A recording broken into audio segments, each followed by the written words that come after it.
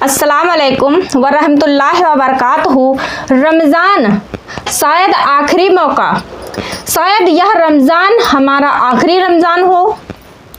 तो मेरे अजीज़ भाइयों और मेरी प्यारी बहनों, ज़रा एक पल के लिए आंखें बंद कीजिए और सोचिए, अगर ये हमारा आखिरी रमज़ान हो तो अगर अगला रमज़ान आने से पहले हमारा नाम दुनिया वालों की ज़ुबान से उतर जाए और कब्र की मिट्टी में दब जाए तो क्या?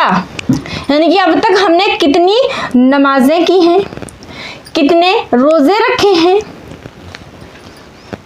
आज जो हंस रहे हैं कल उनकी तस्वीर पर लोग फातिहा पढ़ रहे होंगे। यानी आज इस वक्त जो हंस रहे हैं कल उनकी तस्वीर पर लोग फातिहा पढ़ रहे होंगे।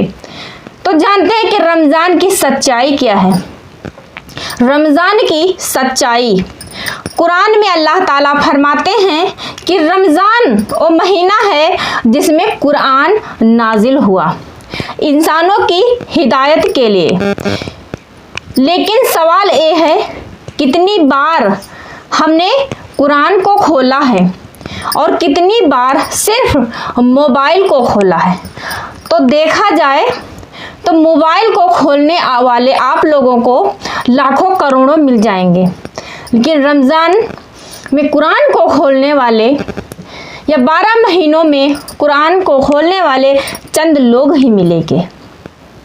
रमज़ान आया, तरावी हुई, मस्जिदें भरी गईं, लेकिन दिल खाली रहे, लेकिन दिल फिर भी खाली रहे। कब्र की पुकार, यानी कब्र पुकार कर क्या कह रही है? कब्र की पुकार।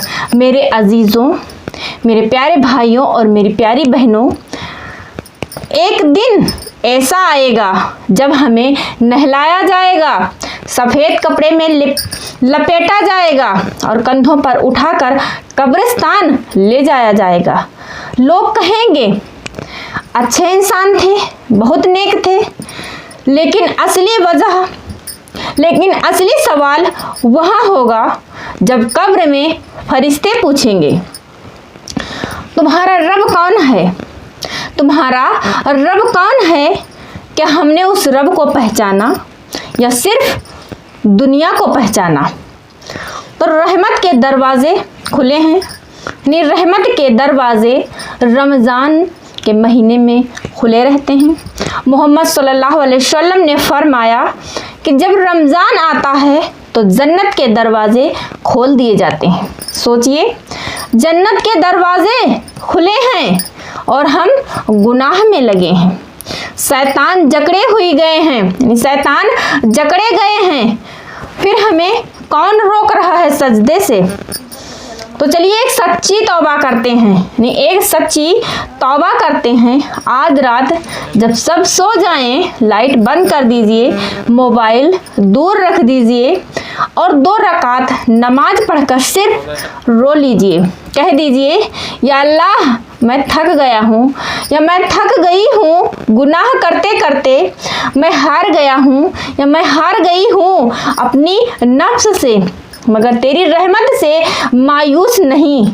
यकीन मानिए, अल्लाह उस बंदे को पसंद करता है जो टूट कर उसके पास आता है। माँ बाप की याद, यानी हम माँ बाप की याद कैसे करें? अगर आपकी माँ जिंदा है तो उसके पास जाइए, उसके हाथ चूम लीजिए।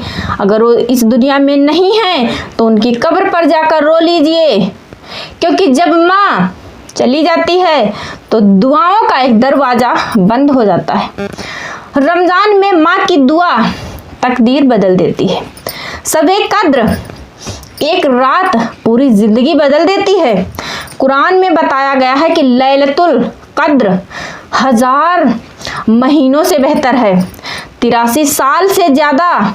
सोचिए, अगर उस रात हम सोते रह गए या मोबाइल में लगे रह गए, कितना बड़ा नुकसान होगा। इस बार आखिरी 10 रातों को अपनी ज़िंदगी की सबसे कीमती रातें बना लीजिए। एक खामोश सच, इनके सच है जो कि खामोश है। पिछले साल जो हमारे साथ इफ्तार कर रहे थे, यानी ये सच है कि जो लोग पिछले साल हमारे साथ इफ्तार कर रहे थे आज वो कब्र में है। क्या है? तो एक खामोश सच है, यानी ये सच है फिर भी खामोश है। पिछले साल जो तरावी पढ़ रहे थे आज उनके लिए दुआएं हो रही हैं। कौन जानता है अगली बारी हमारी हो। दुनिया या आखिरत, आपने दुनिया बनाई है या फिर आखिरत बनाई है। दुनिया की चमक दमक, यानी कि दुनिया की चमक कुछ दिनों की है। नया फोन, नई गाड़ी, नई शोहरत, नया बंगला, सब यही रह जाएगा। कब्र में सिर्फ और सिर्फ आमाल जाएंगे। नमाज, रोज़ा, सदका और वो आंसू जो अल्लाह के लिए गिरे हैं। तो चलिए आखिर में हम लोग दुआ करते हैं कि या अल्लाह, अगर ये हमारा आखिरी रमज़ान है तो हमें हमारी मगफिरत का ज़रिया बना दे। तो इसे हमारी मगफिरत का ज़रिया बना दे।